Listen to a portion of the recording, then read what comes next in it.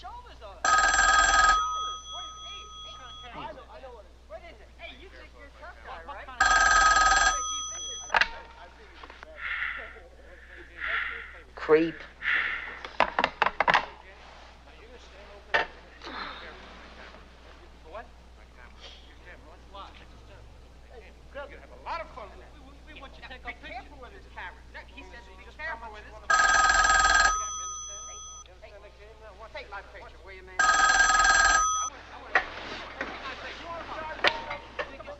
Hello. Patsy, this is Lester. Hello, Lester. I thought it only fair to tell you I'm getting married. I think that's a very good idea, Lester. I won't do it if you don't think I should. I want you very much to get married, Lester. Can I come over tonight and talk to you about it?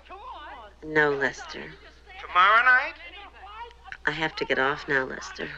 Come on, do something about your camera now. Right there, stand there like a lump.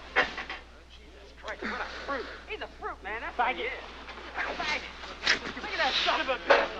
Look at him. Look at him. He's a big fag. Get him, fag. Go on, get him, man. Come on, faggy. Come on, do something. Grab his camera. What is it, baby? Come on, do something. Stand up.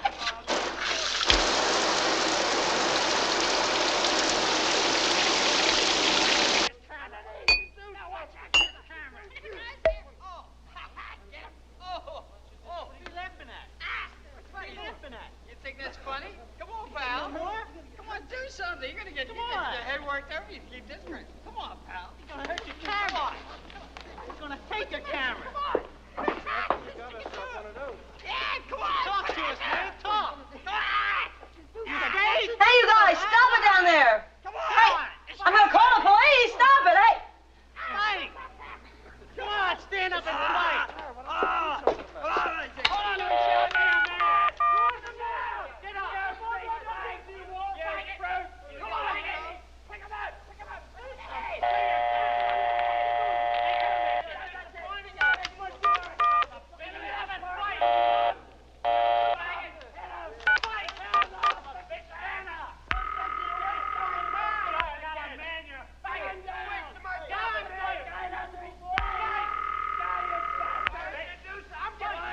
Police emergency, Sergeant Kirshner. One moment. Come on, you folks. That's your baby, John.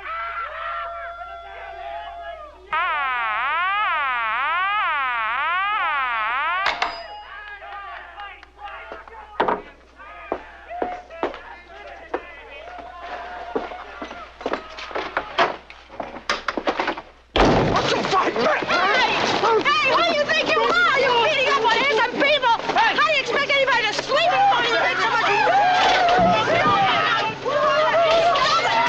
Let go of my purse. Come on. Stop. Ow! Stop it. Listen. Hey, give it back to me. Stop it now. Listen. Stop. Ow! Ow! Stop. Oh, no. You degenerates.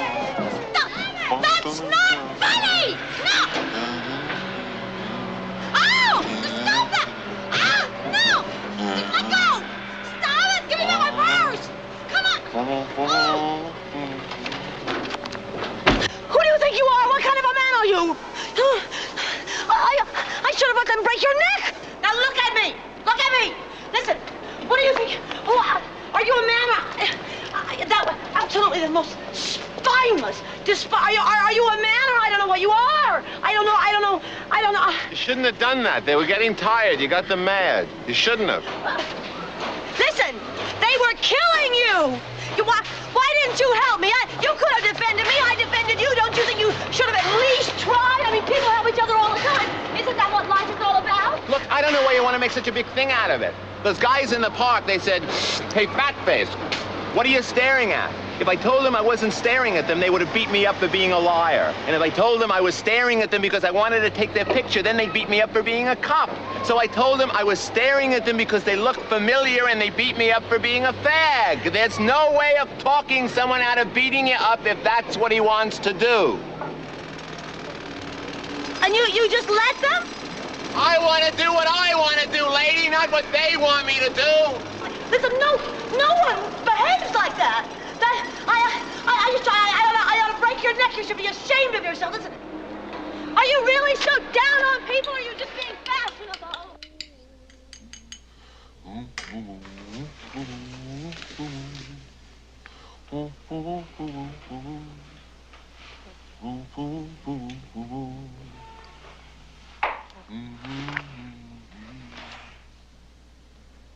These are beautiful.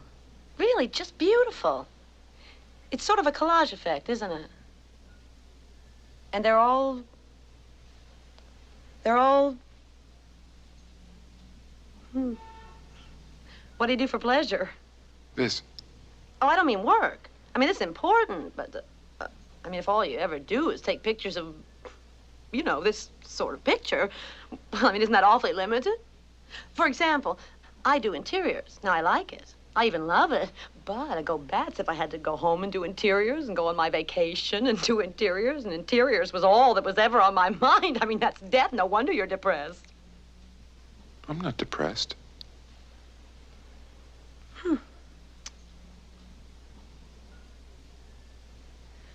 So, this is it. This is all that you do. You don't ski? Ski? You don't play tennis? Golf? Ping pong? Checkers? Oh, you must have some fun. Fun. Hello there. Hello there. Testing, 1, 2, 3, testing. Talk to me, sing, do something. You want to drive for a while? I hate cars. You don't have to do anything you don't want to do. Except have fun. You'll get used to it. En cada cosa que hagamos,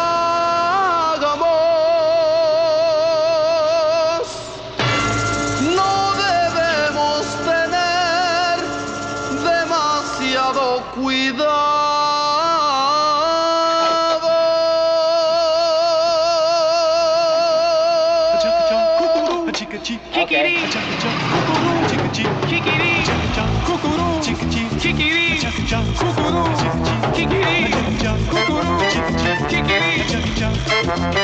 Está bueno, está bueno, bueno.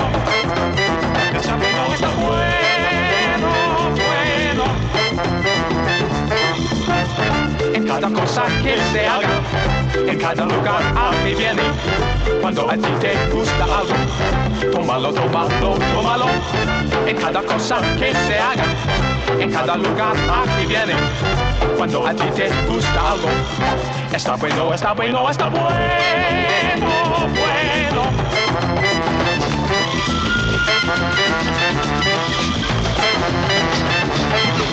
What do you mean you don't dance? You dance very well. I didn't know this was dancing. Admit it, you're having fun. You're a terrific girl, Patsy. I don't know if you know that. You think you were fantastic on the tennis court this afternoon. Admit it, you're having fun. You're having the time of your life. Tonight? Well, that's something. This must be the first time in your life you're having the time of your life.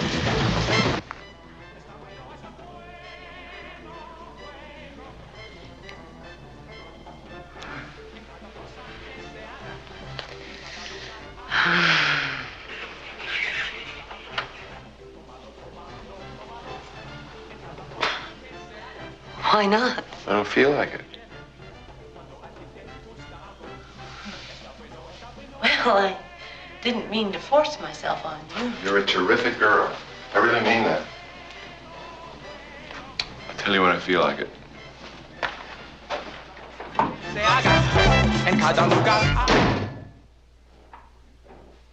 Do you know how I wake up every morning of my life? With a smile on my face. And for the rest of the day, I come up against an unending series of challenges to wipe that smile off my face. The breather calls. Ex-boyfriends call to tell me they're getting married. Someone tries to break into the apartment while I'm getting dressed. There's a drunk asleep in the elevator. 3 minutes after I'm out in the street, my camel coat turns brown. The subway stalls. A man standing next to me presses his body against mine. The up elevator jams. Rumors start buzzing around the office that we're about to be automated. The down elevator jams. The air on Lexington Avenue is purple. And all the taxis are off duty. A man on the bus tries to pick me up. Another man follows me home. I walk in the door, and the breather's on the phone. Isn't that enough to wipe the smile off anybody's face? Well, it doesn't wipe it off mine, because for every bad thing, there are four good things. There are friends and a wonderful job and tennis and traveling and skiing, staying up all night to watch the sunrise, flying your own airplane, horseback riding. Alfred, I think I'm falling in love with you. I said, I think I'm falling in love with you. Alfred, are you falling in love with me? I don't know what love is!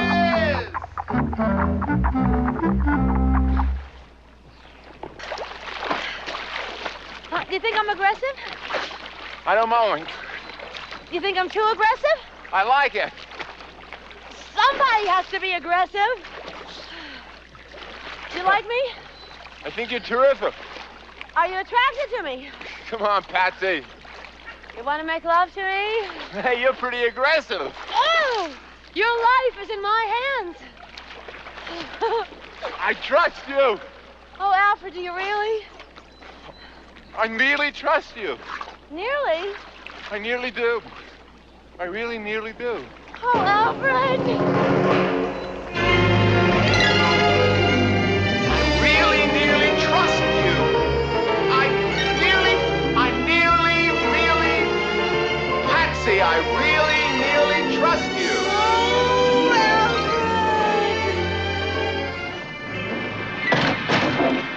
Alfred. Listen, you don't have to if you don't want to. No, I want to. Are you sure you want to? No, I think I want to. Oh.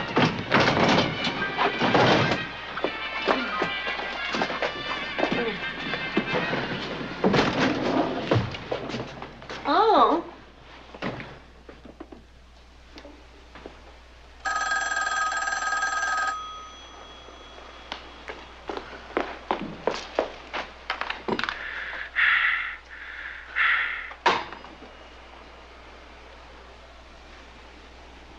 You're not smiling. I'll do the kitchen over in Butcher Board. I can get seconds on dishes in the village. Sheets and towels, Macy's or Bloomingdale's, a dining room table, chairs, dressers, a sofa. We'll go to auctions over the weekend. Broadlooms I can pick up cheap at a wholesaler's. Oh, bring your photo floods over from the studio until I find lamps. I'll have a carpenter in on Monday to put up a work area, a dark room, and you'll need your own closet. A king-size bed. Sloan's will deliver in 10 days. In 2 weeks, we'll get married. Oh, Alfred, I'm so happy. I bet he's a fag. He'll be a fine boy. I know it in my bones. What the hell is the air conditioner on for? It's 50 outside. Drowns out the traffic. Well, it's all right when we don't have guests. You want people to think we're crazy? Carol, you're not going to get that poor boy drunk. That poor boy wants to marry my Patsy. And don't call me Carol. I hate that name. I told you never to call me that name. You deliberately do that to annoy me. Call me dear. You're gonna love them. It's not my kind of situation. I can't stand families. Now be good.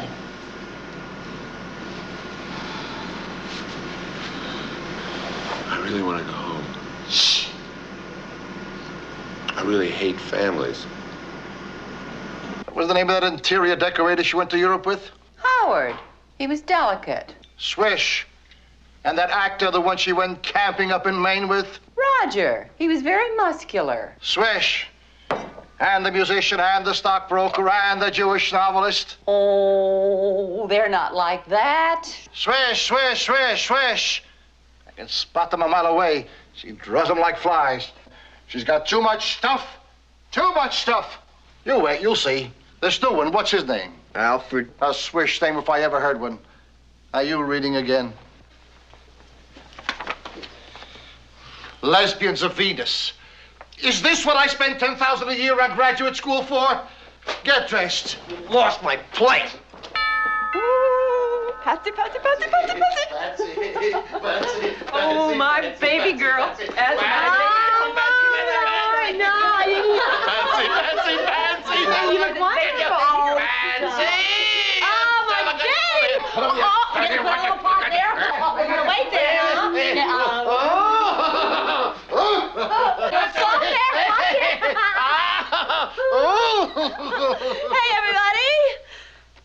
Alfred. Hey, Alfred.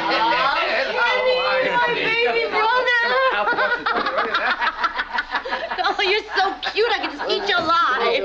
Oh, hey, what's there? Get in your hands are crazy. What is all the junk in it? Oh, wow.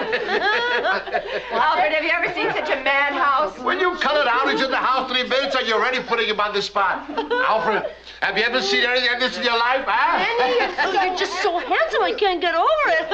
I've always had this mad thing for my kid brother. Kenny's the comedian around here.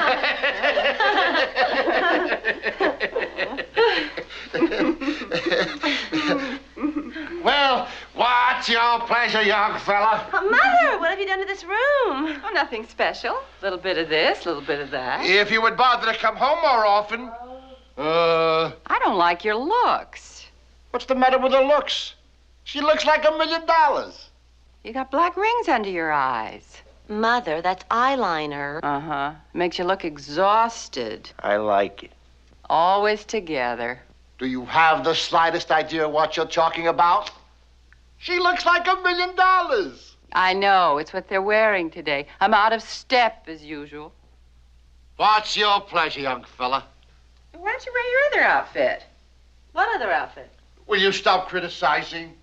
What other outfit, Mother? Well, I can't be expected to remember everything. It isn't as if you still lived here. Hey, Al, you want to see Patsy's old room? Alfred, Kenny, and he's not interested in that. Bet he is. Want to? Maybe later. Why should I care? Look, he doesn't want to. Will you stop acting silly? Well, what's your pleasure, young fella? If I can have a... Alfred, can I shake your hand? My mother always told us you can tell a lot about a person by the way he shakes hands. Ooh, you got a good handshake. You better watch out, Patsy. I'll steal your boyfriend. I'm only joking.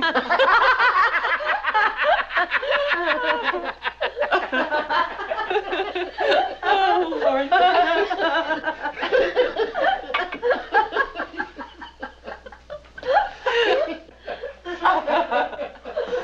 Alfred, is there something the matter with your face? Is there? Oh, it's just the usual assortment of bruises, Mother. What sort of talk is that? Modern talk? Well, Alfred's always getting beat up. Oh, I don't get hurt. What? I don't get hurt. You don't get hurt? Your face is a mass of bruises. Look at the boy, Carol. His face is a mass of bruises. I have asked you never to call me that name. I hate that name, Carol. Well, I have to call you something, dear. Well, I don't care what you call me. Just don't call me Carol. Call him Harriet. Oh, you're not being funny, Kenny. I love your name. I know lots of men named Carol. Sure, name one. Carol... Chessman. King Carol of Romania. That's right, damn it. King Carol, that's right. Ha, ha, ha. What's your pleasure, young fella? I want to know why Alfred gets into these fights. I don't think that's the least bit funny. Ask him.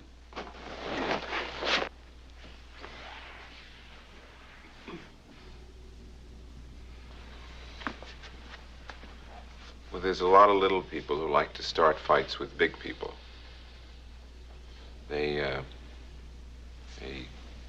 hit me. Hit. And they see I'm not going to fall down. They get tired and they go away. It's hardly worth talking about.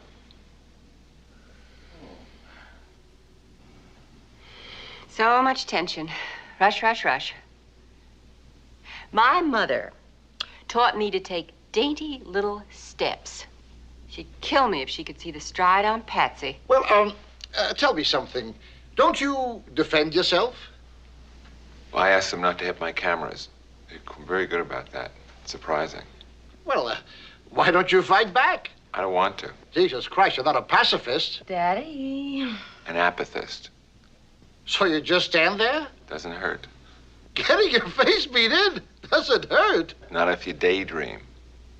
I daydream all through it about my work. I imagine myself standing there in the same spot, clicking off roll after roll of film, humming to myself with pleasure. I hum to myself when I work. There are times that I actually think I'm doing what I'm only dreaming I'm doing. Muggers tend to get very depressed when you hum all the while they're beating you up. It's not something I choose to do, mind you. It's one of those things you learn to live with.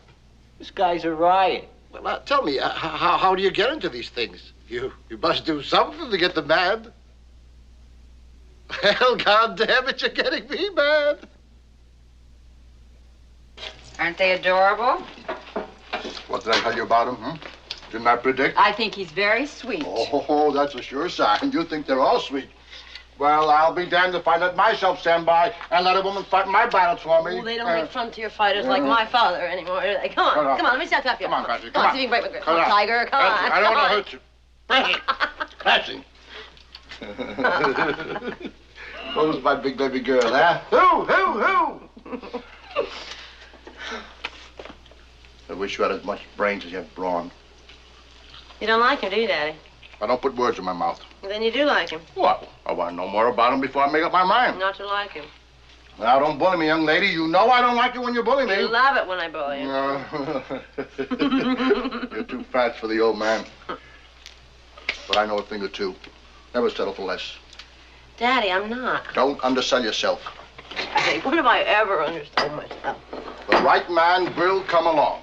Daddy, I'm 27. The right man. We're all married 5 years ago. You don't know what you're talking about. You're very popular. Sure.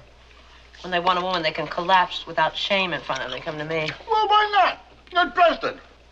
Oh, to meet a man who is ashamed to collapse in front of me. I'm tired of being Mother Earth. Alfred's the only man I know who isn't waiting for me to save him. You know how that makes me feel? God help me, I've got to save him. Come and get it! I always said that to my children at mealtime. I've always found it a charming family tradition. I always say, come and get it, to my children. I dream of the day when I can hear Patsy say, come and get it, to her children. Kenny, come and get it. Or do you need a special invitation? Not in a minute, young man. Right now. It's kind of stuffy in here, Alfred. Do you want to open the window like a good fellow? No, dear, I asked Alfred. It's all right. It's perfectly all right.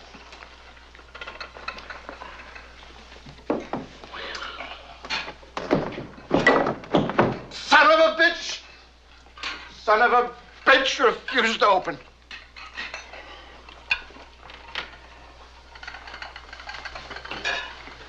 Excuse me. You get the drinks.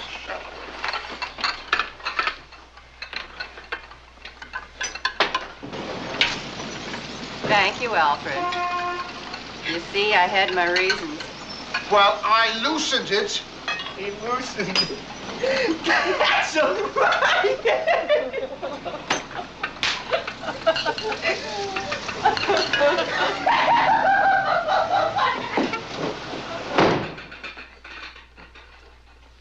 All right, smart guy. You open it. Well, come on. You're the smart one around here. Let's see you open it. I spent the whole day cooking. Can't we eat now and open and close windows later? This won't take a second. Well, are you going to try, or are you just going to sit there and laugh at the earnest efforts of your betters, huh? Ooh.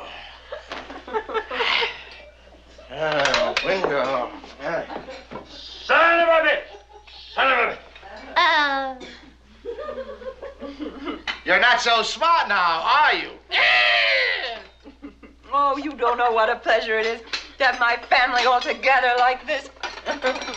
Did you know that in last year's big power failure, some people stood in the subways in total darkness for as long as 4 hours without bringing their newspapers? Kenny, come back here. Without bringing their newspapers down from in front of their faces. It'd be nice if someone else around here would think of lighting the candles once in a while. I'm the watchdog around here, Alfred. imagine what Patsy must have told you about me. Great soup, Mom. You're a photographer, Alfred, so I thought you'd be interested in seeing these pictures of Patsy's dead brother, Steve. He looks very handsome in his swimsuit. He won 5 gold cups. He was 4 years older than Patsy. 9 years older than me. He looks very handsome in his baseball uniform. He only pitched no-hitters. Thank you for letting me see them. This one was taken after he came home from the war, a hero. He looks very handsome in his uniform. What do the double bars signify? He was a captain, a hero. He bombed Korea. When his country called on him to serve again, he bombed Vietnam. A brilliant future in electronics. Not an enemy in the world. Whoever would have thought he'd be shot down in his tracks in the corner of 97th Street and Amsterdam Avenue. But I won't bore you with our tragedy. Damn it, Mother! Must we go through this every time I bring a man home for dinner?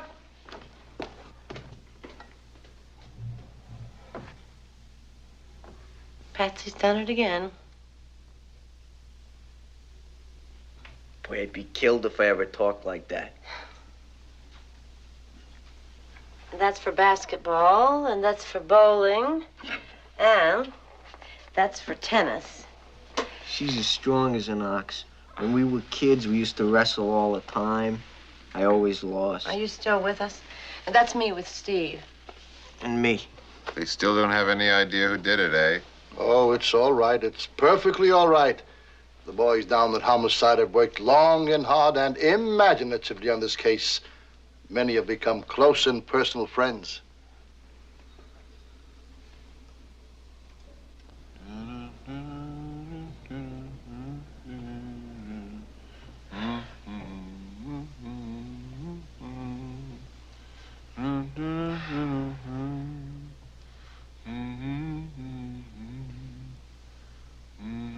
Fly Easter, number 1 to the sun.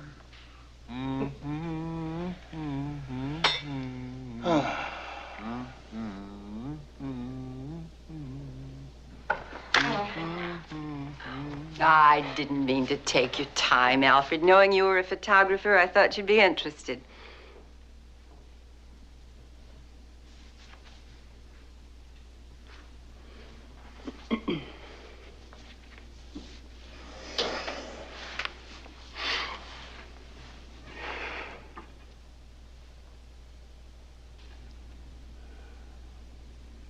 Exactly what sort of work do you do?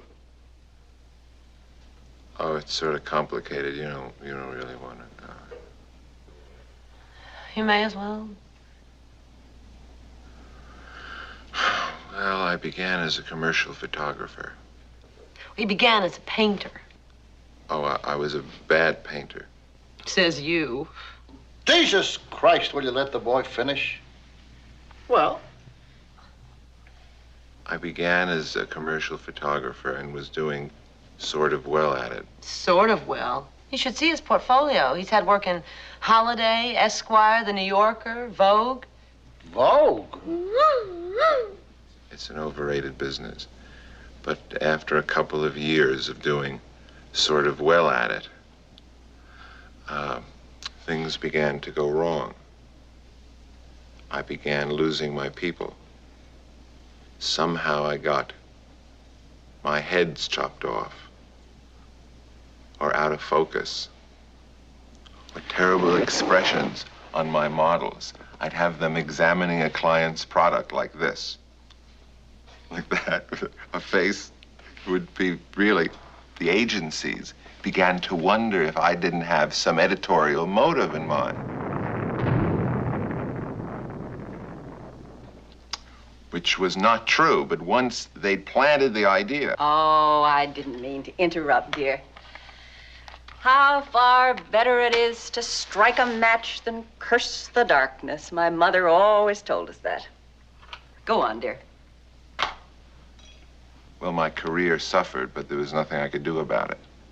You see, the harder I tried to straighten out, the fuzzier my people got, and the clearer my objects. Soon my people disappeared entirely. They just somehow never came out.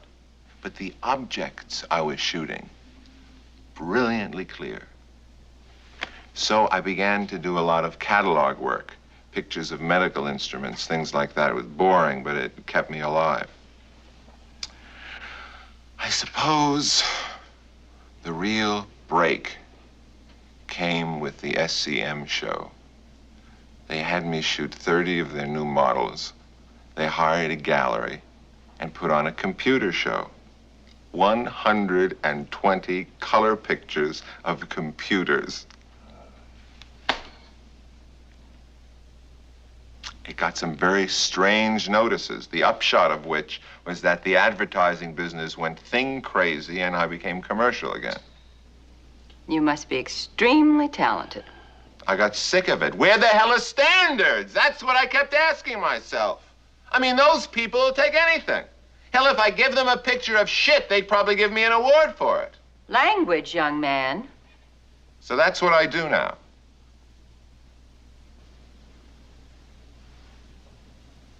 What? Take pictures of shit. Language, language. This is my house. Oh, I don't mean to offend you, Mrs. Newquist. I've been shooting shit for over a year and I've already won half dozen awards. Awards? Yeah. And Harper's Bazaar wants me to do its spring issue. Knock it off. Well, that's a very respectable publication. It all sounds very impressive.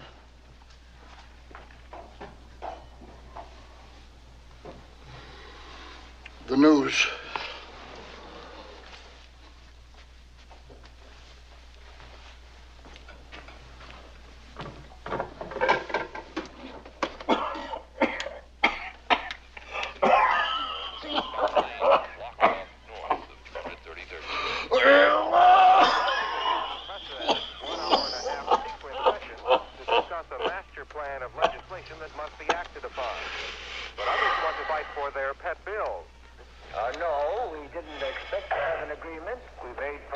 Well, I have to get up early.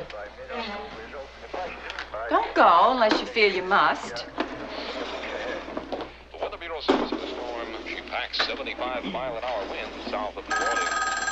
All of them posted in Texas, Louisiana. Profile deadline. And New York Times Saturday. The situation is still gruesomely critical. Hello? Look, I don't know who you are, but you're not dealing with helpless women now. You people, you young people today, destroy, destroy. When are you going to find time to build? In my days, we couldn't afford telephones to breathe in. You want to get down on your hands and knees and be grateful. Why isn't anybody grateful?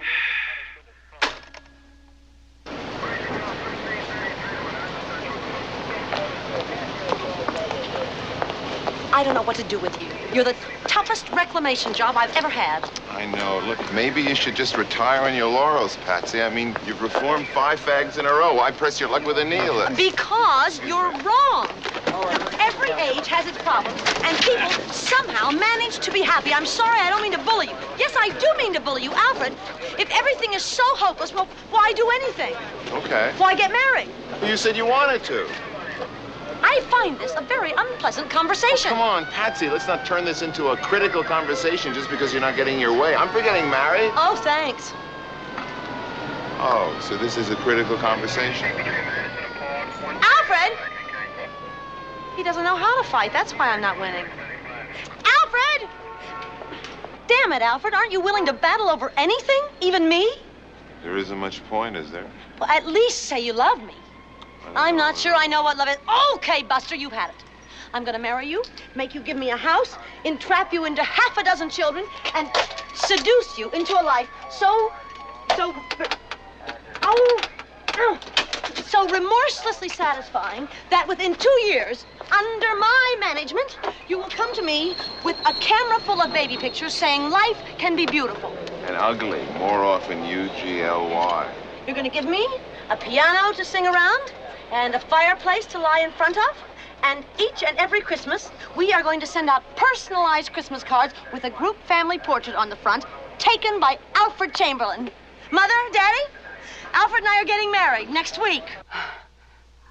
You got yourself a fine young man. And so accomplished. We'll have to let Dr. Patterson know right away. Who? The minister, Dopey. Mrs. Newquist. Mrs. Newquist, listen, when you speak to the minister, you better tell him we don't want any mention of God in the ceremony. What? I'm gonna have him arrested! No God in the ceremony, Getting a lot of turndowns, aren't you? Surprising, isn't it, how the name of God is still respected in this town? Your father and me go back a long ways, young lady. He's done me a lot of favors. Got me tickets to shows. I'd like to help him out. My mother, thank God she's not alive today, landed in this country 65 years ago. 4 infants in her arms. Kissed the sidewalk the minute she got off the boat. She was so happy to be here. To be out of Russia alive. Across the ocean alive. More dead than alive if you want to know the truth. 16 days in the steerage. 15 people got consumption. 5 died. My father, thank God he's not alive today, came over 2 years earlier, 67 years ago. Worked like a son of a bitch to earn our passage. Pardon my French. You don't want God in this ceremony, so you're probably familiar with it. My father worked 14 hours a day in a sweatshop on Lower Broadway, number 315. Our first apartment was a 5-flight walk-up, 4.5-room cold water flat, with a bathtub in the kitchen and the toilet down the hall. 142 Hester Street. 3 families used the toilet. An Italian family, a colored family, a Jewish family. 3 families with different faiths. But one thing each of those families had in common. They had in common the sacrifices they had to make to get where they were. What they had in common was persecution! Persecution! So they weren't so glib about God. God was in my mother's every conversation. How she got her family out of Russia, thank God, in one piece. About the pogroms, the steerage, about those that didn't make it, got sick and died. Who could they ask for help? If not God, then who? The Great Society? The Department of Welfare? Travelers' Aid? This city was a concrete jungle to the families that came here. They had to carve homes and lives out of concrete. Cold concrete. You think they didn't call on God, those poor suffering greenhorns? You see the suit I'm wearing? Expensive? Custom made. My father, thank God he's not alive today, worked 16 hours a day in a shop on Broome Street. And his artistry, for 1/10 of what you pay today, makes meatloaf out of this suit. 145-147 Broome Street. So tired, so broken in spirit, that when he climbed the 6 flights of stairs each night to the 3-room unheated flat the 5 of us were crowded in 171 Attorney Street, that he did not have the strength to eat. The man did not have the strength to eat. Turning thinner and yellower by the day. For lack of what? A well-balanced diet? Too much cholesterol? Too many carbohydrates and starchy substances in his blood? Not on your sweet life. For lack of everything. What was God to my father? I'll tell you. Sit down, I'm not finished. I'll tell you what God was to my father. God got my father up those 6.5 flights of stairs, not counting the stoop, every night. God got my mother, worn gray from lying to her children about a better tomorrow she didn't believe in, up every morning with enough of the failing strength that finally deserted her last year at Miami Beach at the age of 91 to face another day of hopelessness and despair. 3134 Biscayne Boulevard. God. And you tell me you don't want him in the ceremony? Look at these hands. The hands of a judge. The hands of a professional man. Not on your sweet life. The hands of a worker. I worked. These hands toiled from the time I was 9. Strike that, 7. Every morning up at 5. Dressing in the pitch black to run down 7 flights of stairs, 13 steps of flight, I'll never forget them. To run 5 blocks to the Washington Market, unpacking crates for 75 cents a week. $1 if I worked on Sundays. Maybe. Where was my God then? Where? On those bitter cold mornings with my hands so blue with frostbite they looked like ladies' gloves, was God? Here, in my heart, where he was, has been, and will always be, till the day they carry me feet first out of this courtroom. Knock wood, God grants it soon. My first murder trial. Where are you going? I'm not finished. You're not gonna marry us. I'm not finished. Don't be a smart punk. You're an all wise guy punk, aren't you? I've seen your kind. You'll come up before me again.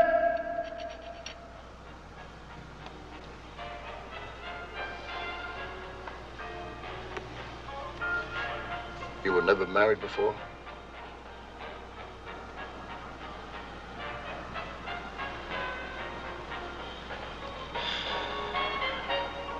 Your parents, they're alive. I think so. You think so? Where do they live? Chicago, I guess.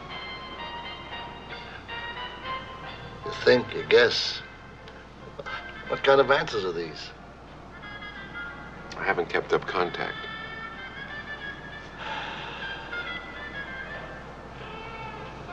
They know you're getting married?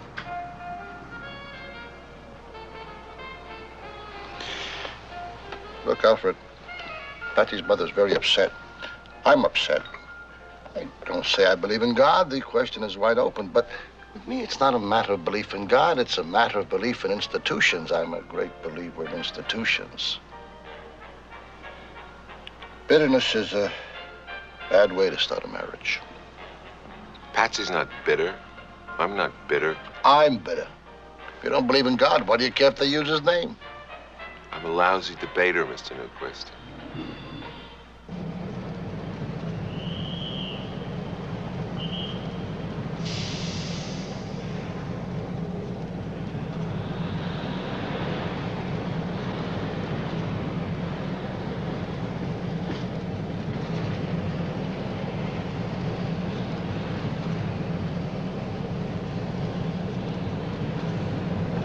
Nervous, son?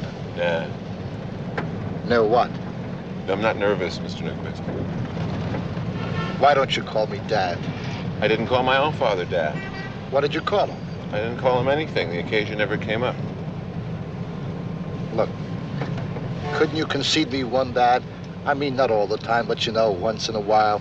Hello, Dad. Hiya, Dad. Daddy. You want some tobacco, Dad? For Christ's sake, I want an answer!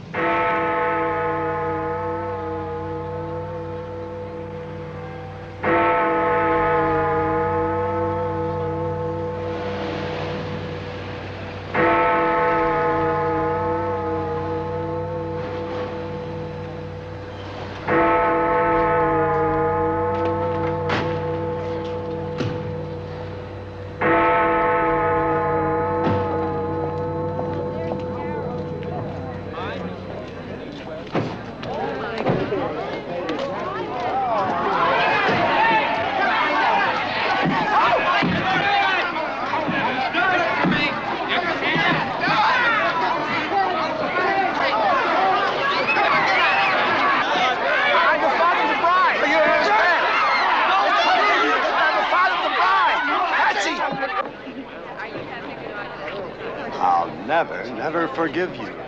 Oh, he's a world-famous photographer, you know. He does collages for Harper's Bazaar. This is Alfred. Hello. Stealing my little girl away. I'm here, Lester. and I'm willing to forgive and forget. There are no atheists in foxholes these days, huh, Reverend? They've all gone into the ministry, huh? Ethical culture told them they didn't have to have God in the ceremony, but they had to have ethical culture in the ceremony. Father-in-law wants me to mention the deity in the ceremony. He wants me to sneak it in. He's offered me a lot of money to do it. I don't know what to tell you, Henry. Well, if it's all right with you, I'd like to take the money and not mention the deity. First Existential can use the money.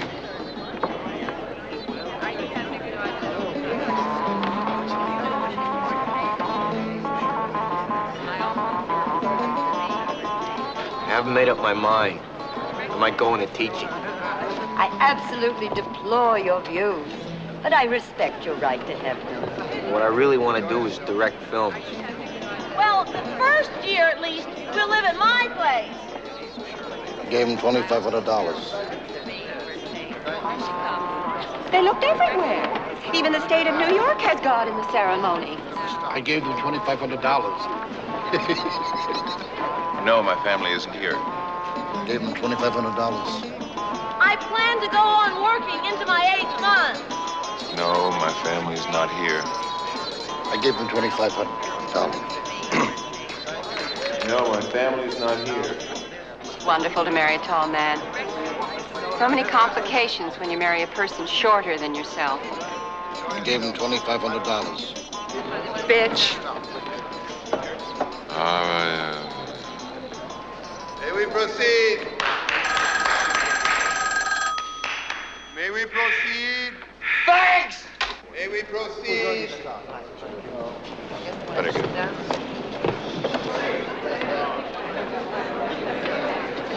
Oh, You want me to have Alfred. Oh,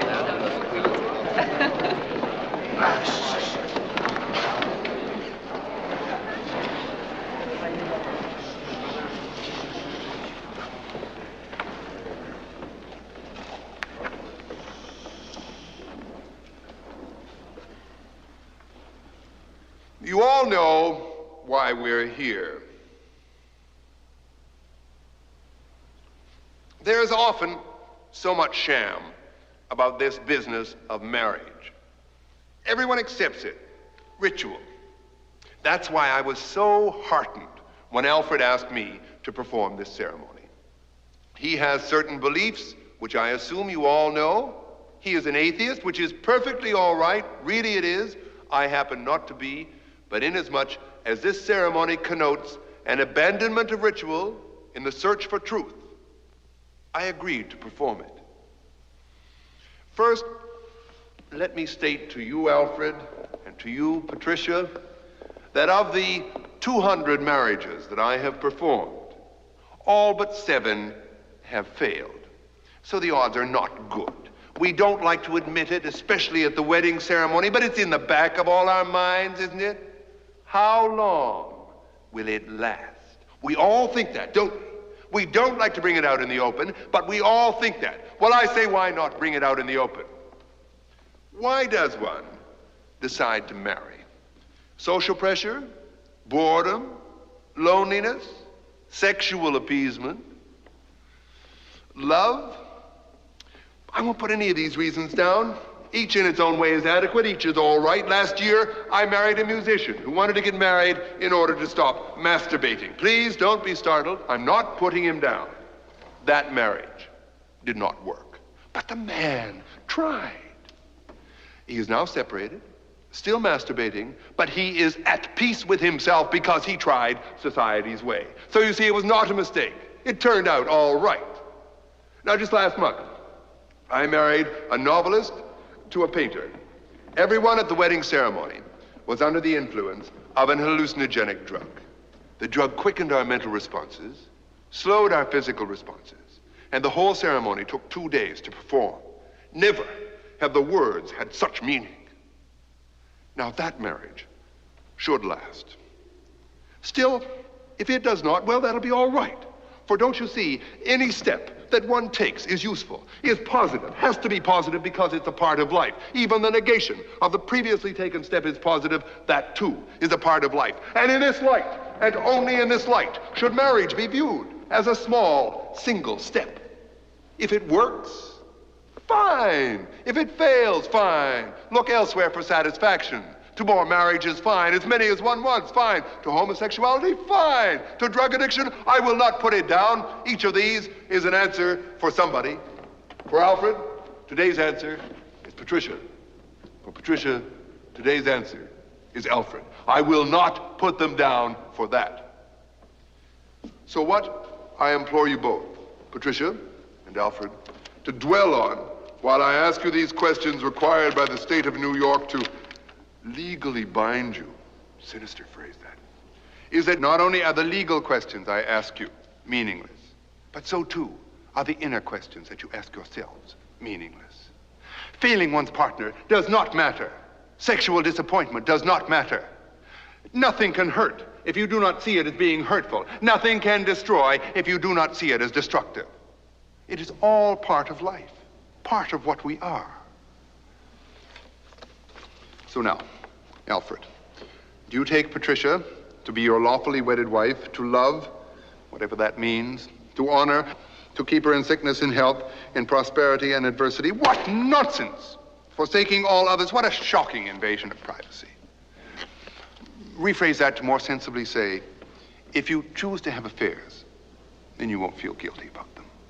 As long as you both shall live, or as long as you're not tired of one another. Yeah. And Patsy, do you take Alfred to be your lawfully wedded husband, to love, that harmful word again? Could not one more wisely say, communicate? To honor, I suppose by that it means you won't cut his balls off, but then some men like that. To obey, well, my first glance at you told me you were not the type to obey. So I went to my thesaurus, and I came back with these alternatives. To show devotion, to be loyal, to show fealty, to answer the helm, to be pliant. General enough, I think, and still leave plenty of room to dominate. In sickness and health, and all the rest of that gobbledygook, so long as you both shall live.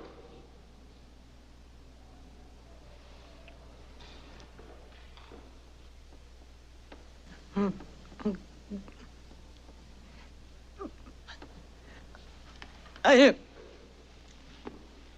Alfred and Patsy, I know now that whatever you do will be all right. To Patsy's father, Carol Newquist.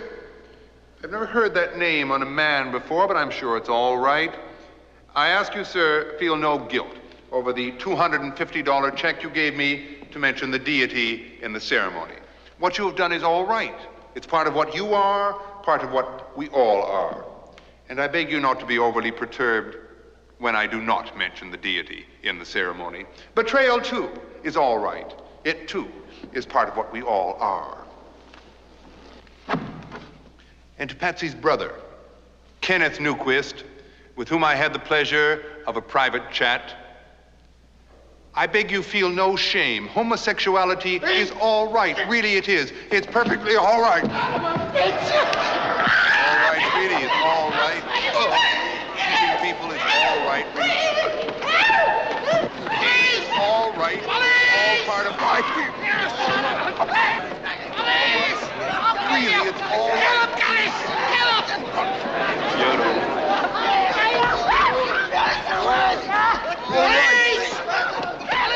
Sitting on my face is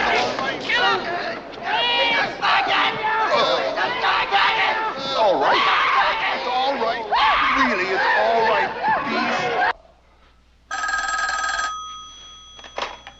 What? Hi! Mother's hysterical, Daddy's collapsed, and Kenny's disappeared with my wardrobe. I hope you're satisfied with your day's work. I thought it was a very nice ceremony. A little hokey. Alfred! What's going to become of us if you go on this way? Weren't you there? I wanted a wedding. What in God's name do you use for feelings? I feel. You don't feel. Have it your way. Ah, there you go again. You won't fight. But you knew I wouldn't fight before you married me. If you don't fight, you don't feel. If you don't feel, you don't love. I don't know what love is. Oh!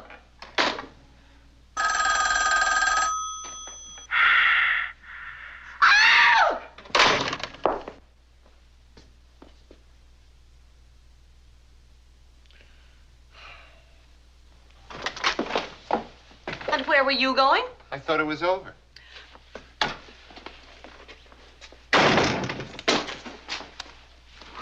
Glad you're back, Patsy. Oh, kissing you is like kissing white bread. What is it with you, Alfred? I've never had a man do this to me before. You know, it isn't just pain you don't feel. You don't feel pleasure. I do feel pleasure. About what? A lot of things. Name one. My work. Oh, name another. Sleeping. Work and sleeping. Oh, that's just great. What about sex? Makes you sleep better. Alfred! Do you mean half the things you say? You must feel something.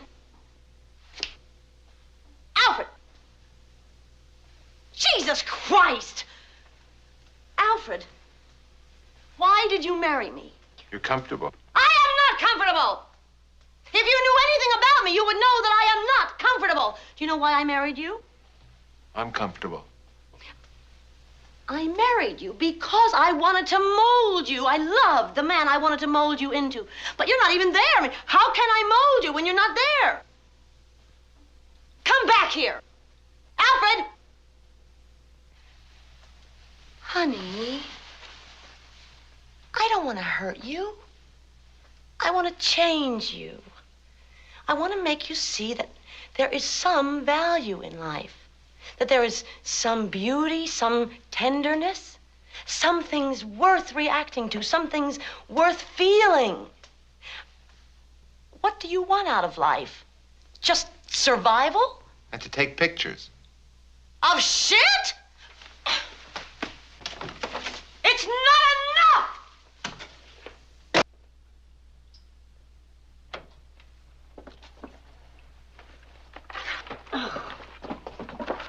Here.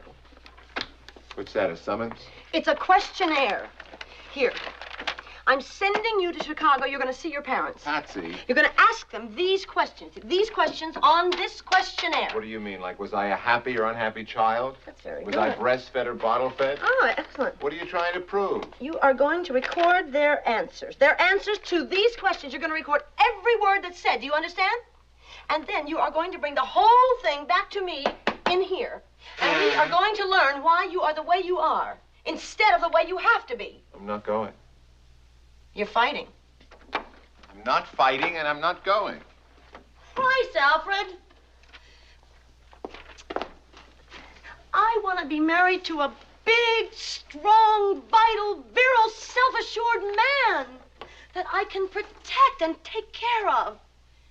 Alfred, you're the first man I've ever gone to bed with where I didn't feel he was a lot more likely to get pregnant than I was. You've got to let me mold you. Please let me mold you. Oh, you've got me begging. You've got me whining and begging and crying. I've never behaved like this in my life. Alfred, do you have any idea how many people in this town worship me? Maybe that's the attraction. You don't worship me. Alfred, you've got to change. Now, I'm not saying that I'm any better or stronger than you are. It's just that you and I have different temperaments. And my temperament is better and stronger than yours. You're a wall. You don't fight. You hardly even listen. Dear God, will somebody please explain to me why I think you're so beautiful?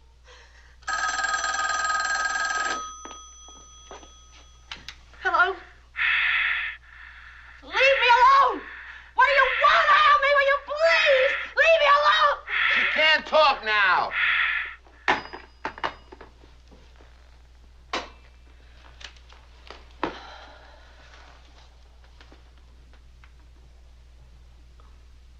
It's all shit. How come I never noticed before? Patsy. You were right. I'm just dense. I'm the one who doesn't feel. Come on, Patsy. No more reason for anything. Come on, cut it out. The only true feeling is no feeling. It's the only way to survive. You were 100% right. Hold my hand. I feel weak. Alfred, we can't both feel weak at the same time. You're beginning to get me nervous, Patsy. You're right. I'm wrong. Everything's the way you say. You sit, you get old, you die.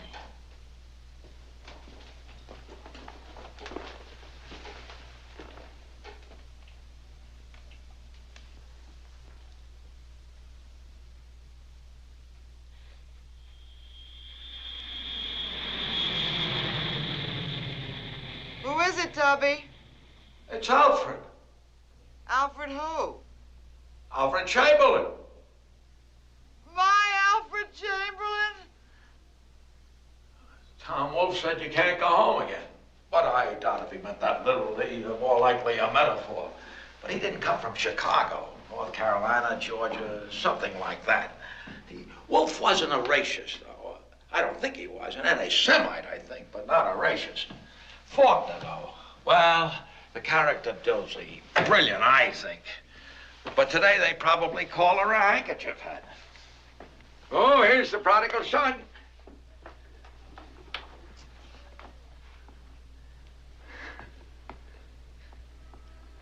Well, what a surprise, Alfred. I mean, I wish you had told us you were coming. We would have invited some young people over. Hello. Hello.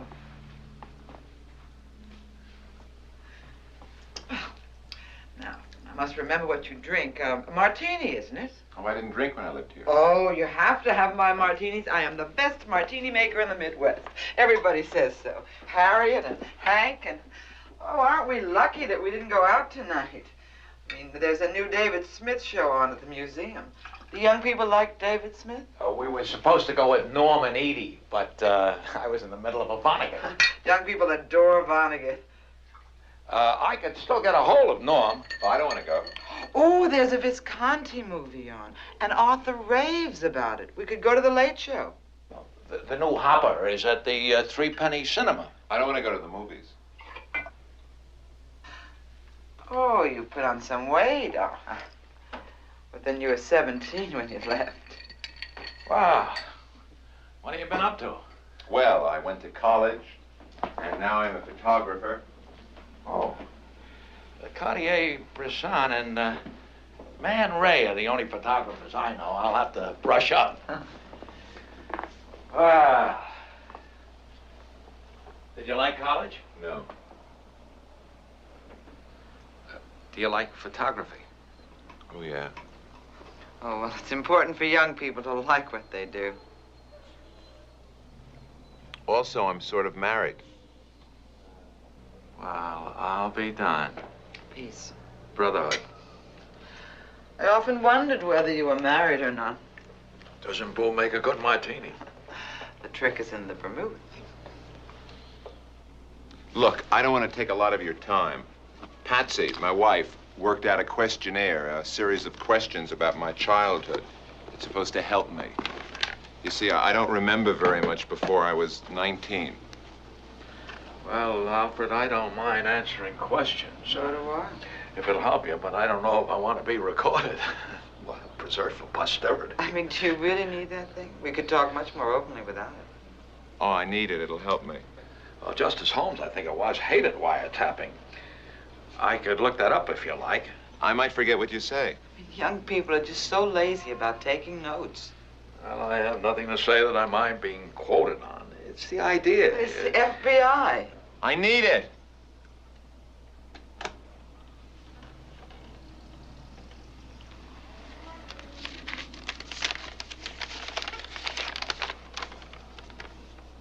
Was I a happy or an unhappy child?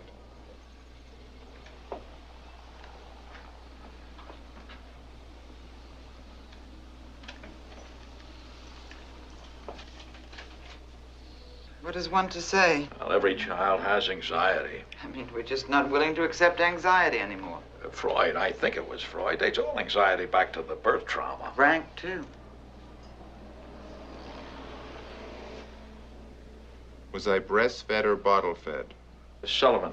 Sullivan writes about the significance of powerlessness. It's years since I've looked at Sullivan. Doesn't Sullivan also have something to say? It could be Adler, but I think it's Sullivan. About the dynamism of apathy. Dynamism of apathy. That's a wonderful phrase. The magical power of the cry. See, what Sullivan is saying is that the cry brings help, which leads to the correction of the condition which led to the cry. Was I difficult to toilet train? Klein. Klein speaks of the coupling of early Oedipus wishes with the fear of castration. The child's desire to possess the mother's feces. It's the anal sadistic stage. Sphincter morality. Ferenczi's phrase. Ferenczi.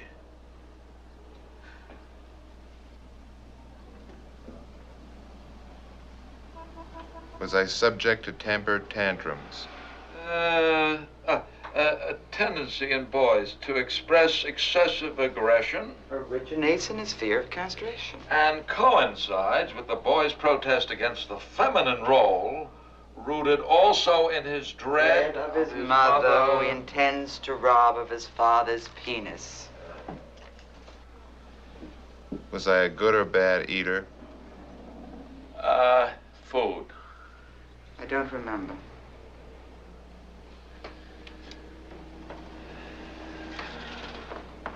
I don't remember. Did I relate well to other children? I don't remember. I don't remember. When did I first exhibit signs of alienation? I don't remember. Don't remember. I don't remember. I don't remember. I don't remember. I don't remember. In college, the government couldn't decide whether I was a security risk or not. I used to protest a little then. So they decided to put a mail check on me. Every day the mail would come later and later. Corners torn, never sealed correctly. I was more of an activist then, so I decided to fight fire with fire. I began writing letters to the guy who was reading my mail.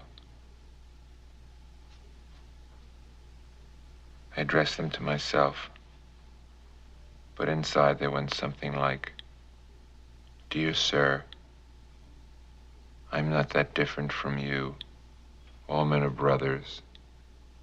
Tomorrow, instead of reading my mail in that dark, dusty hall, why not bring it upstairs where we can check it out together?" I never got an answer. So I wrote another letter. "Dear Sir, there are no heroes, no villains, no good guys, no bad guys. The world's more complicated than that. Come on upstairs where we can open a couple of beers and talk it all out." Again, no answer. So I wrote, "Dear Sir, I've been thinking too much of my own problems, too little of yours. Yours can't be a happy task reading another man's mail. It's dull, it's unimaginative, it's a job, and let's not mince words, for a hack.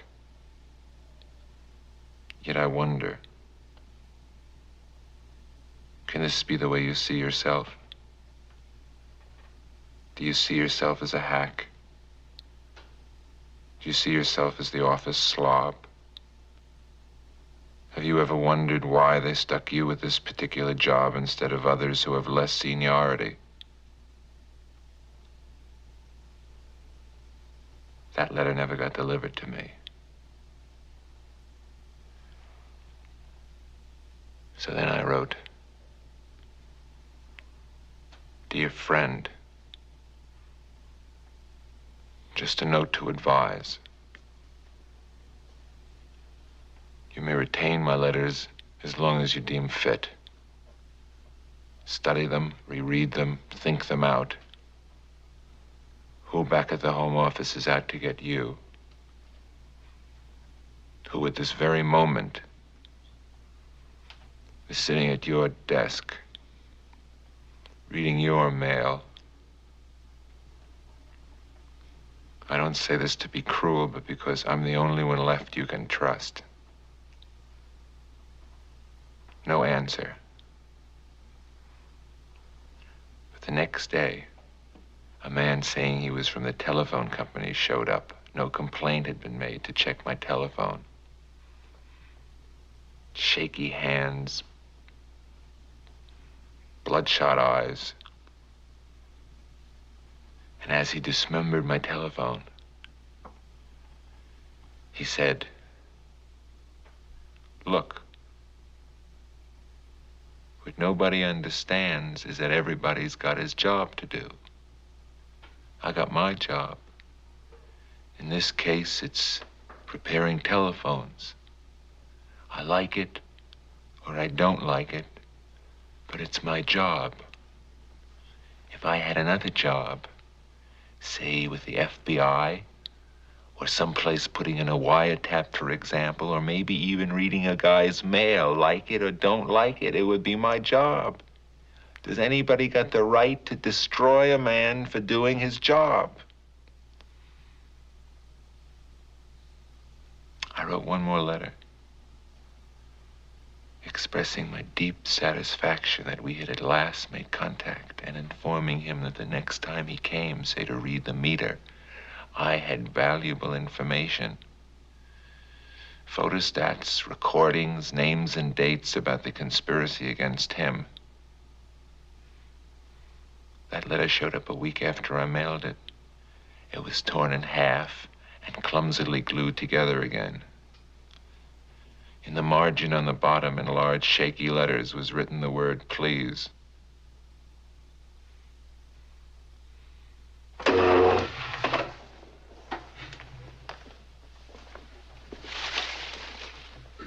I wasn't bothered again.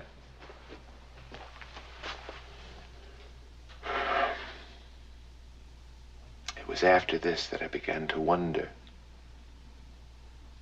if they're that unformidable,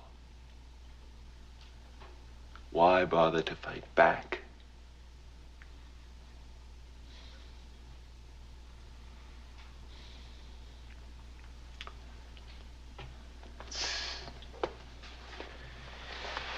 It's very dangerous.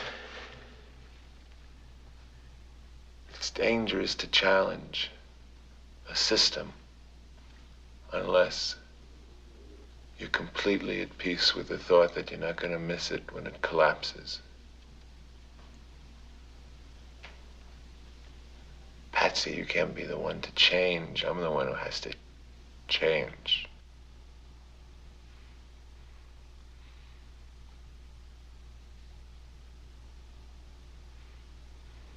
Alfred, what are you talking about?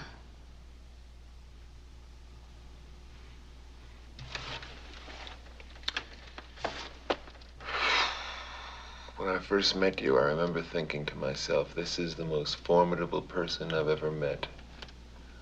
I don't stand a chance. I'll try to stay the way I am. I'll try desperately, but I don't stand a chance. It's only a matter of time, Patsy. Very soon I'll be different. I'll be able to look at a half-empty glass of water and say, my God, this glass isn't half empty, this glass is half full. Patsy, I'm the one who has to change. You're not the one who has to change.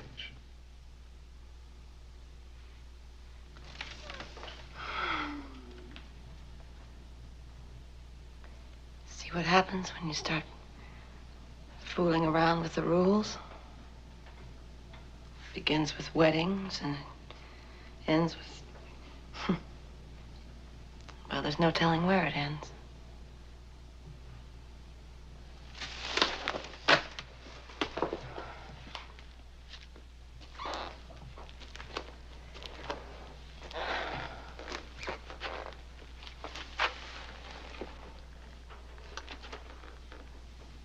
There are reasons for doing things the old way.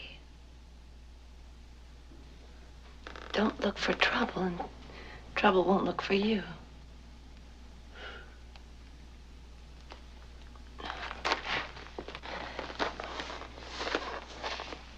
I'm not saying there aren't problems. But you have to fight. You're going to fight. Starting now, is that right? And you're going to feel starting right now. Is that right? I don't want a nod. I want an answer. Say yes, Patsy. Yes, Patsy. Yes, Patsy, what? Yes, Patsy, I'm gonna feel. Starting when? Starting as soon as I can manage it. Starting when? Starting now. And what's your first feeling?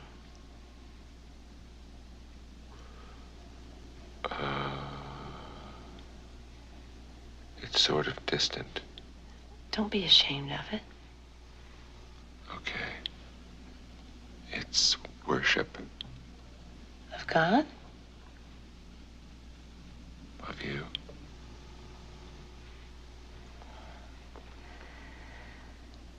You're doing just fine.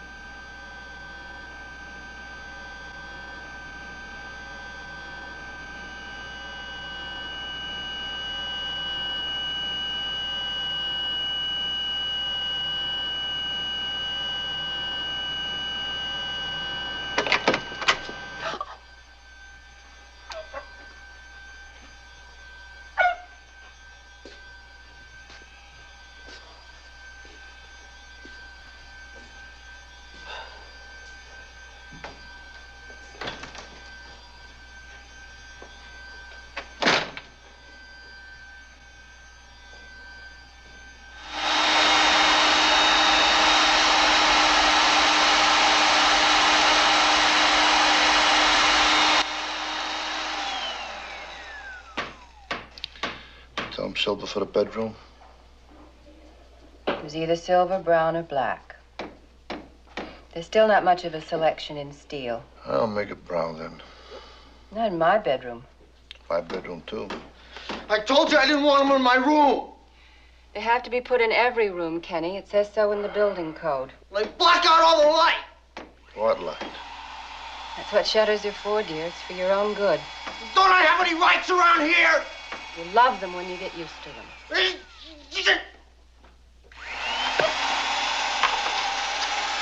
That noise. What a mess they make. I remember when working were neat, quiet, mannerly. I brought you some tea. Will you do me a favor and cut it out? I was only trying to help. Come on, Alfred. Come on. Here. Come on. You're doing fine. Go ahead. Don't gulp. Take it easy now, huh? Nice and easy, Alfred. Big deal, big deal.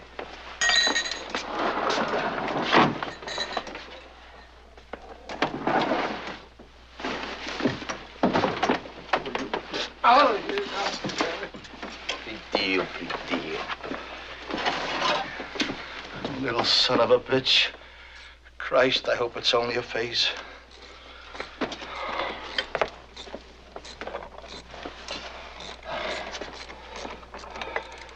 Come on, Alfred. Come on. It's always darkest before the dawn.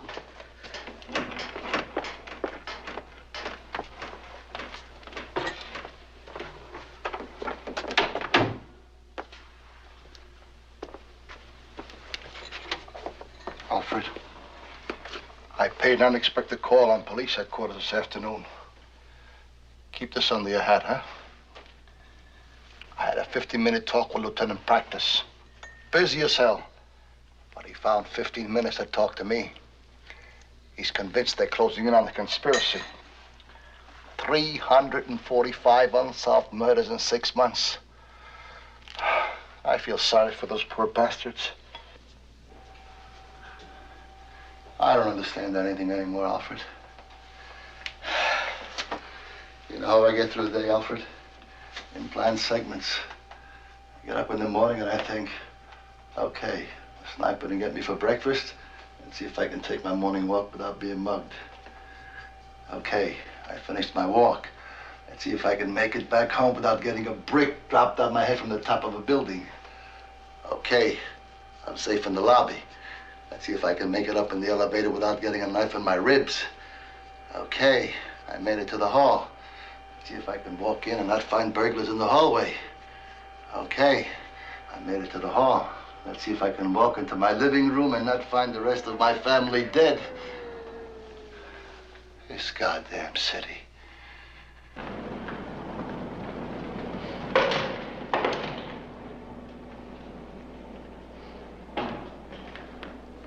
What happened? They shot a hole in my shopping bag. You could have been killed. I get shot at every day. We all do, Carol. Don't make more of it than it is. I ran into that nice Lieutenant Practice in the lobby. He looked simply awful. I invited him up for coffee as soon as he finishes investigating the new murder. Who got it this time? I don't know. It was in the other wing. Thank God. Kenny, I've got a leaking shopping bag.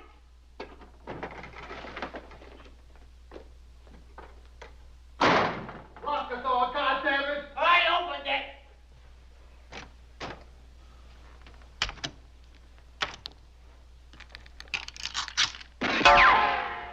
Thanks!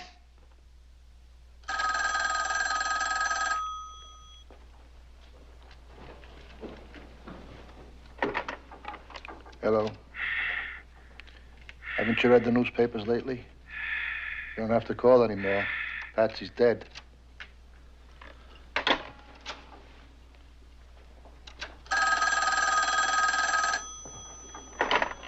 Hello? I don't know what to say. I'm terribly sorry. But what can we do? The world's gone crazy. Mm-hmm.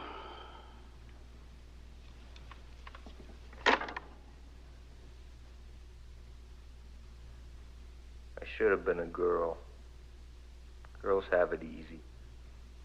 They're better at studying. They're not forced to play ball. They don't have to have a job. I really could have handled it.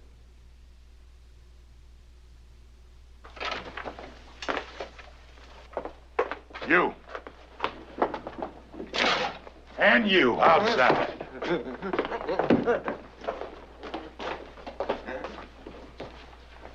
That's the crop, Lieutenant. Alfred, look who's decided to pay us a visit. Lieutenant Practice. Can I have a glass of milk, please, Mrs. Newquist? And a cookie? Of course, dear. Jesus Christ, I'm depressed. There's got to be some logical explanation to this whole business. Oh, you got nothing to be ashamed of.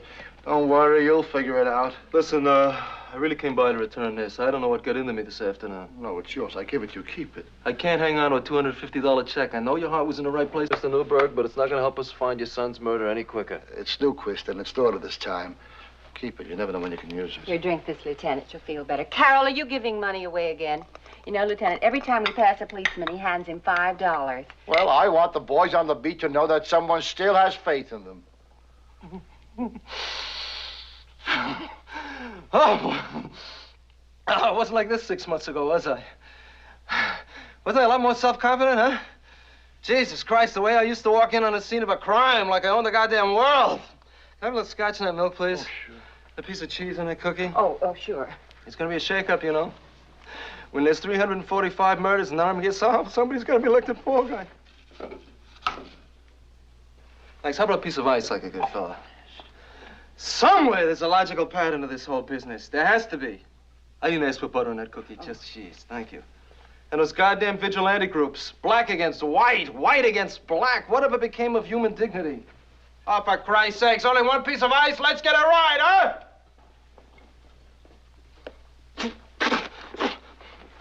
What kind of cheese is that? Sharp cheddar? You should know by now with my stomach I can't take sharp cheddar. God damn it, will you shape up? Sooner or later, there's a pattern. Sooner or later, everything falls into place. I believe that. If I didn't believe that, I wouldn't want to wake up tomorrow morning and see the sunrise. God damn it, is this what I asked for? I want some cooperation!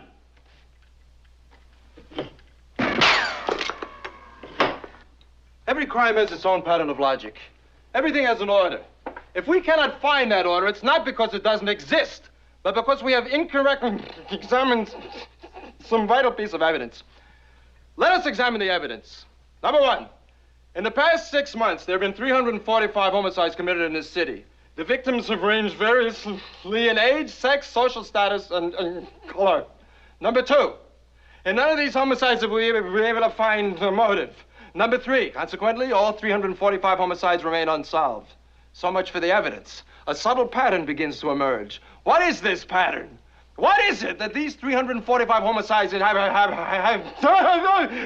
in common? They have in common three things, A, they have nothing in common. B, they have no motive. And C, they remain unsolved. Now, when a case does not gel, it is often not because we lack the necessary facts, but because we've observed those facts incorrectly. Following normal routine, we look for a cause. Had we looked for effect, we would have found our answer that much sooner. What is the effect of 345 unsolved homicides? The effect is lack of faith in law enforcement personnel. That is our motive. The pattern is complete. We are involved here in a far-reaching conspiracy to undermine our most basic beliefs and sacred institutions. Who is behind this conspiracy? Once again, ask the question, who has the most to gain? People in high places, their names would astound you. People in low places, concealing their activities beneath a cloak of poverty. People in all walks of life, left-wing and right-wing, black and white, students and scholars. A conspiracy of such ominous proportion that we will never, never know the whole story and will never be able to reveal all the facts. We are readying mass arrests. I'm going to see that you people get every possible break. If there's any information you would like to contribute this time, it will be held in confidence. I strongly advise against any of you trying to leave town.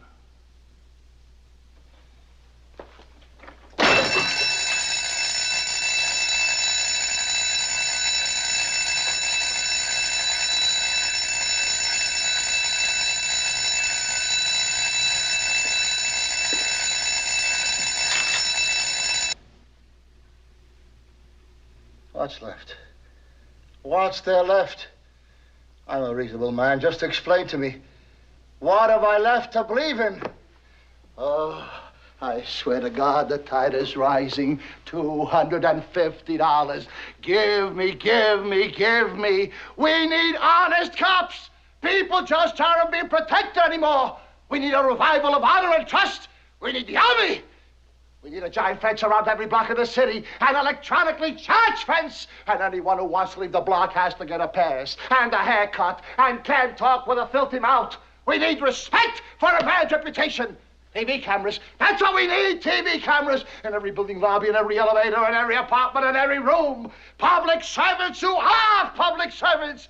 And if they catch you doing anything funny to yourself or anyone, they break the door down and beat the shit out of you. A return to common sense. We have to have lobotomies for anyone who earns less than $10,000 a year. I don't like it, but it's an emergency. Our side needs weapons too. Is it fair that their side has all the weapons? We have to protect ourselves and steel ourselves. It's freedom I'm talking about, goddammit. Freedom! There's a fox loose in the chicken coop. Kill him! Kill him! I want my freedom. Ah, you're gonna get me my freedom! Oh, oh, oh, oh, oh, oh, oh.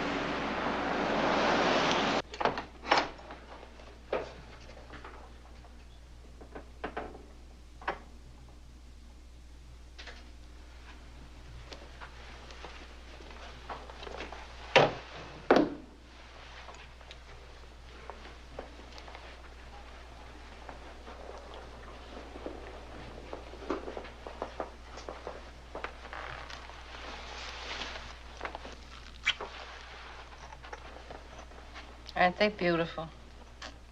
Look, Carol, they're flowers.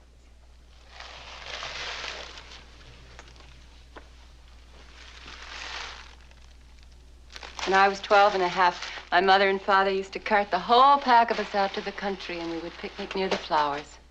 There were so many more flowers in those days. We'd pick every last one, bring them all back to the city. No one else does the cleaning up around here except me.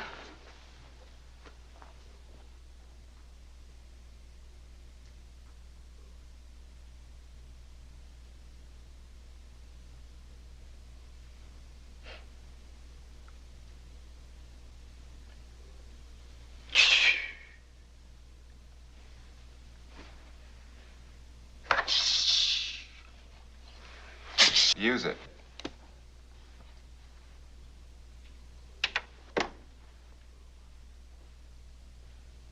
What do I want to use it for? I've only been in analysis 4 months. I never used one of these in my life. Neither have I. And why'd you get it? It was on sale.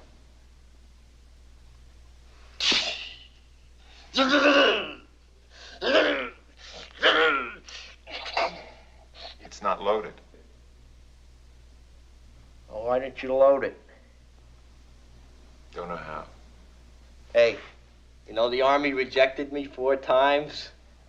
The 5th time they said if I came around again, they had me arrested.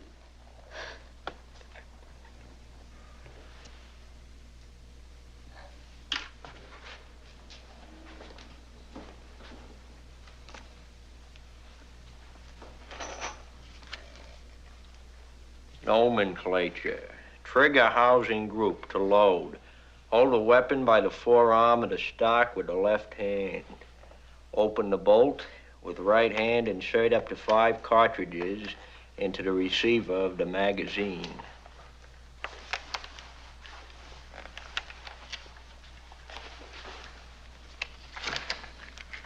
Here.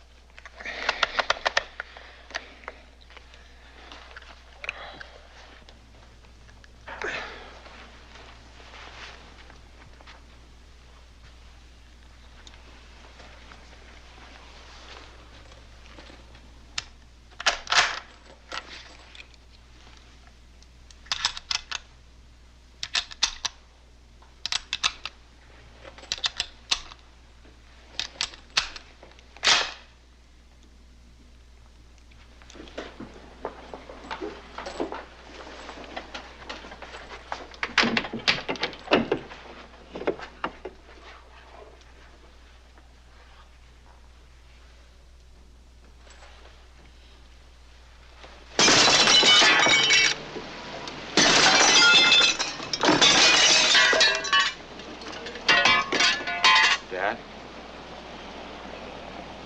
It's yours. It's okay.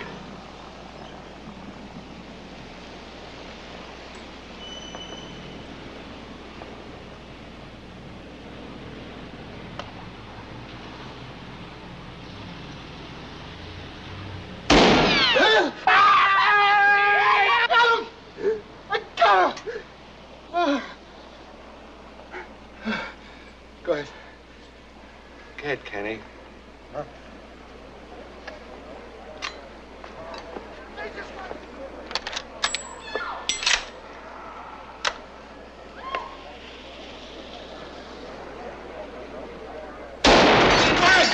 It's no fair! Let him alone! Get enough! Give him another shot! Take another shot! All right. You betcha.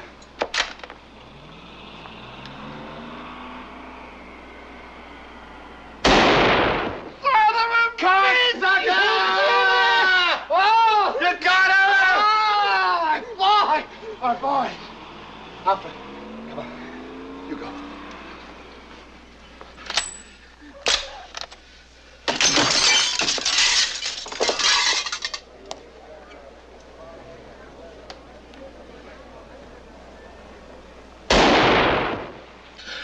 You know who I think you got?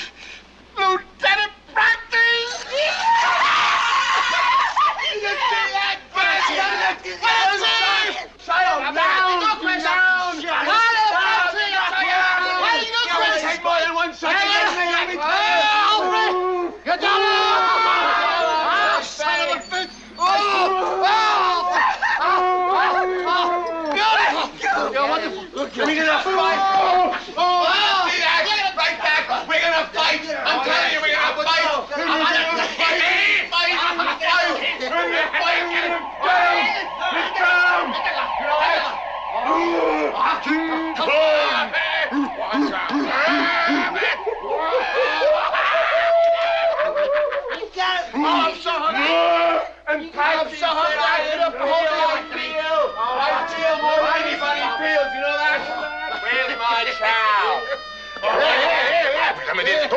want you to give me some of that salad and some of that little She took me wrong from right. I shot her right between the eyes. I feel good, let me tell you that.